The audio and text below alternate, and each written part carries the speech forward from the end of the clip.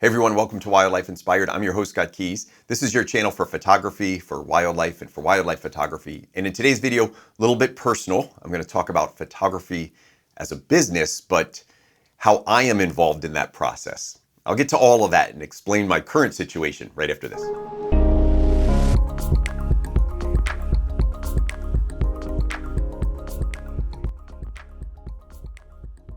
So today's video, we're going to talk a little bit about the business of photography, but this is a little bit more personal than that. I'm going to tell you my story.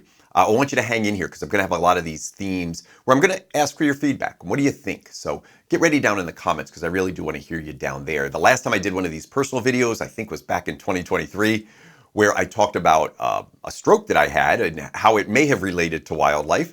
If you're interested in that, you can check out the video. I'll put some thumbnails up here as this video goes on to reference some of these old videos that I've done in the past. By the way, I've recovered very well from that stroke. I have very few effects other than some very odd feelings that I get as this stroke has affected the balance center in the back of my head. And I do get out of it sometimes. The other odd effect, and it affects YouTube. Down here, you're going to see an oops button sometimes. Words come out backwards. I can't explain it. I don't realize I do it until I watch my videos back, and I literally say sometimes the exact opposite of what I wanted to say. So it's not that I don't know what I'm talking about. It's often I just don't realize I do it as I'm speaking. So a couple side effects, but honestly, I'm very blessed to be in the position that I'm in. I'm blessed for a few other reasons, so I'm going to talk about that as we get into this business of photography. So my backstory, where I'm at in the personal side of this, is I just retired from my retail career. And I've had a 30-year career in retail management. I've managed teams from 100 to 400 people. And it's been very challenging. I will say doing something that you're not always aligned with, whether the company's position has changed over time or just dealing with the public, dealing with hundreds, even thousands of people a day can be very, very challenging. And I've noticed a huge change in our society over the last decade or so. And maybe down in the comments, you could start there and let me know if you're dealing with the public, have you noticed this? I started a plan about 5 years ago and YouTube was a part of it. To grow this audience, my goal was 5,000, 10,000 subscribers. We're up to 32,000. I think we can get even more than that. So if you're not subscribed to the channel, do me a favor right now. Hit that subscribe button and join, because I think we're building a really nice community here. We're going to talk a little bit about that in just a second. So I've retired from that retail career. And 5 years ago, I started this YouTube process. I started doing some private workshops with people, started kind of building a brand. And I am from the old school where nothing comes easy. So you work and you work and you work and it's slow growth. And I'm a person that stays with things. So I've been doing wildlife photography now for 13 years. I'm not somebody who picks up a hobby and throws it away really quickly. I really like to dig in and get involved. By the way, a couple things that might also be pertinent to this video is my background. I was educated as a teacher. I wanted to be a college basketball coach. That was my dream. I was a basketball player in college. And that's what I wanted to do. One of the things that I've tried to carry over in my whole entire life, and I still remember the professor that I had back then, created this environment for us. And one of the things we really strived for during that time was to learn to create environments where people want to do things and they want to be involved. And so not just your skill as an orator or as a teacher, but do you have the ability to create an environment where people want to be taught? And that was critical. And I've carried that over into my leadership career in management, creating environments where people wanted to be there and liked to be there and felt included. And so that whole idea of being intrinsically motivated has always been very, very important to me. In my wildlife career, I've tried to do the same thing, build cultures, build teams, even on social media, where people like to be there, where it feels good. And I hope I've done that. And down in the comments, if I've ever done something to help you, it would be a really great time because, to be honest, I'm a little scared. I gave up benefits. I gave up vacation time. I gave up a pretty decent salary, all to pursue a business that I've been working on and growing very, very slowly. So this is another 5-year commitment for me, just like YouTube started out as a 5-year commitment. My native plant project started out as a 5-year commitment, wildlife photography. And the good thing is I've carried those commitments over long term. So I'm planning on 5 years of focusing on full time with my business. We'll see. Maybe it goes a little bit longer than that. So that's kind of my background and my story. That's where I'm at today. I do want to talk about a couple things that I have personally struggled with. And this is part of the concept of this video, which is around monetizing photography. And what are the drawbacks of that? Particularly for me, wildlife photography. Now, there are a lot of struggles with this. I will tell you, it's not easy. And I would caution people from thinking of doing anything on your own, but it can be so rewarding. Now, the caution is have a plan and make sure financially the plan makes sense. There's a lot of expenses that are going to come up that you didn't think about. Right now, I can tell you I am struggling a lot with insurance. I did a video on insurance over here, but running your own company creates liability. And even though you may have all the businesses set up and the LLC protections in place, insurance has been a real challenge for me over the last couple of weeks, and I've been struggling with that one a lot. So there are a lot of struggles out there, just from the business standpoint. Making sure you have repeat business is really important. Make sure you fill what you plan. So if you've got workshops, for example, which is one of the primary ways, I did a video on this, how you monetize wildlife photography, and it wasn't a how-to, it was kind of a cautionary tale, which is, it can be pretty difficult to do. By the way, and I'm going to put this out, this is Scott opening up a little bit. People have said to me, and I don't want to say I take offense to it, but people have said things like, wow, you're so lucky that you get to be able to do that. And I am. But my luck I've worked every day since I was 16. In college, I had 3 jobs. I had my first son when I was 21. I had 4 kids by the time I was 26. You can't imagine how difficult life is at 26 years old having 4 kids. Now, they were beautiful kids and wonderful families, so there's no regrets. But from a financial standpoint, very difficult. I've worked every day of my life. I'm not one of those who took advantage of things like leave of absences or extended vacations or any of that. I'm a little bit from the old school.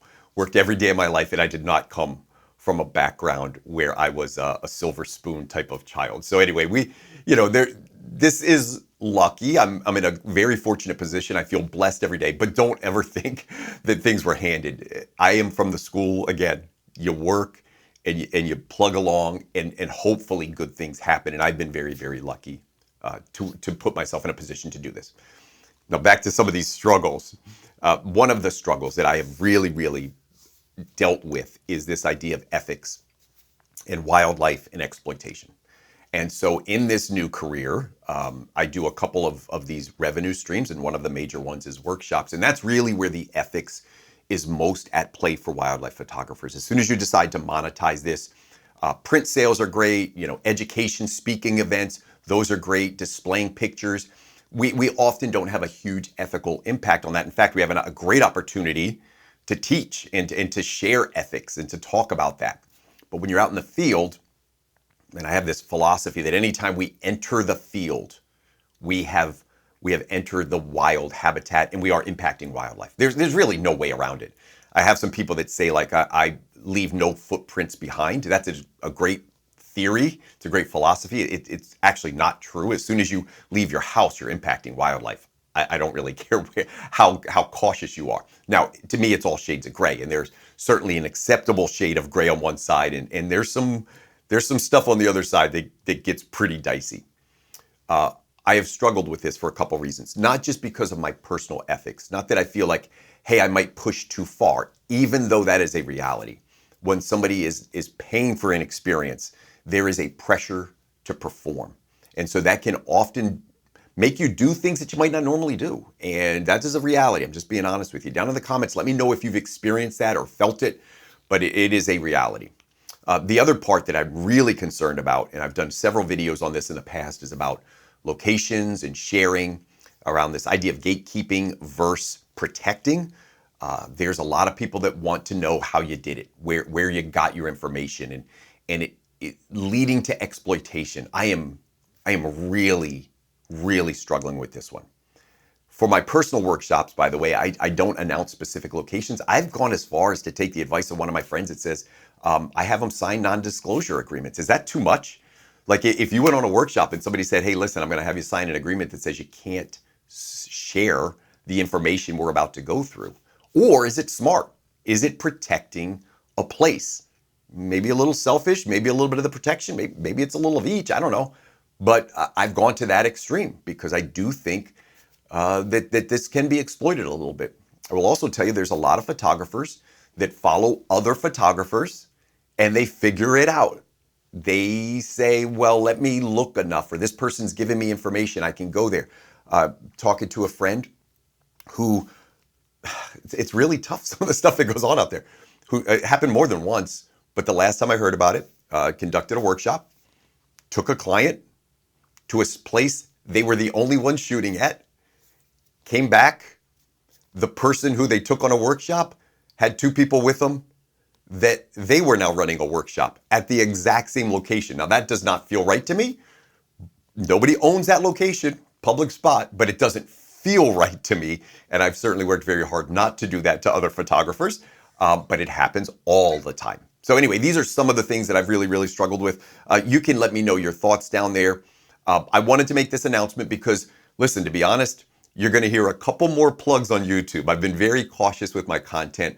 I don't like to feel like I'm just selling or self-promoting all the time. So I'm very cautious about that. Bear with me and understand that I still have to pay a lot of bills. So we'll put some stuff in there. Some of the websites that I have are all down in the description. You can check that out. My subscription site is really helping with some of this business. So that's over at patreon.com. I do behind the scenes videos. And I also have some workshops that I've opened up. I used to do these just privately, and over at wildlifeinspired.com, I have a listing of some workshops over there as well. So you'll get a little bit of that in the future. Bear with me as we do that. But as I wind this down, I just wanted to share where I'm at, share where the channel's going. You'll see more content than in the past. I actually get more time now to do product reviews. I can take these products out in the field. I have gotten some phenomenal feedback on my product reviews, and thank you guys so much for subscribing and being a part of that. I do try to be very objective with this. I've been very transparent about my biases. If a company gives me something, or if I've bought it, I always try to tell you in the videos how I got my hands on it and let you decide if there's some bias in there.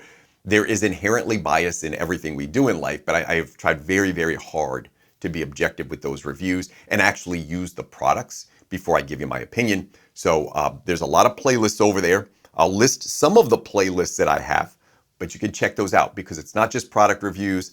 There's some behind the scenes stuff. There's some teaching stuff. Most of that type of stuff is over on my Patreon site, but here I just try to talk about it. And then I have these quick thoughts videos where I just kind of say, hey, what do you think? So down in the comments, let me know what you think. What do you think in general about this idea of monetizing wildlife? As we finish this one up, somebody had said the other day, I saw it on social media, which kind of made me think of this video. Somebody said, is everybody selling a course or teaching a workshop, or is it felt like everything is being monetized.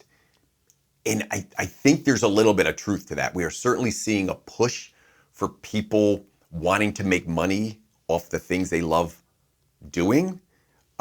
There's a lot of downside to that. I've had a lot of people in comments say, the greatest thing I do is love my hobby. I don't have to worry about that other stuff. When I worry about that other stuff, or I tried to do it, it took away the joy of what I did. And that is something that can happen. When something goes from just the pure joy of doing something you love to do to doing it, and now it involves money, there's a corruption always. And it's tough, and I've struggled with that. So anyway, that's where I'm at, guys. Let me know down in the comments what you think. Have you tried to monetize? Like, have you thought about it? And does it take away some of that joy? If you found my channel helpful, down in the comments, I would love to. Listen, going through this transition isn't easy. I would love some words of encouragement. So if I've ever done anything for you, taught you a trick, showed you a product you love, down in the comments, let me know, because I'm going to read it and try to get some inspiration. No negative comments on this video. I got plenty of videos you can tear me up on other ones, but this one, I just need a little support here, guys. So thanks for being part of my team on YouTube. I really do appreciate it. Check out all those other things that I talked about down in the description. I'll put some links down there. And as always, I hope for at least 5 more years we can continue to find inspiration in wildlife together.